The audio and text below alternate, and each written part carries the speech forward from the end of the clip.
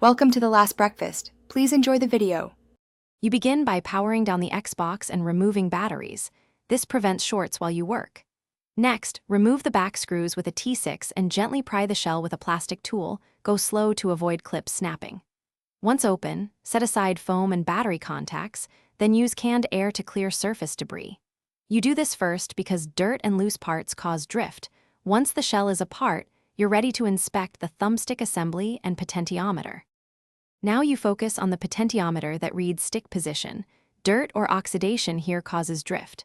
Apply a small amount of 90% isopropyl with a swab around the sensor housing and rotate the stick through its full range to dislodge grime. Let parts dry for 5 to 10 minutes.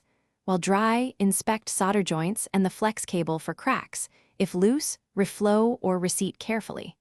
Clean contacts restore proper electrical contact, which often fixes. Once everything is dry, reassemble the controller, making sure the stick modules and ribbon cable sit snugly and screws are returned to their original holes. Power the console and open the Accessories app to test inputs and set a small dead zone if needed. This compensates for minimal residual drift.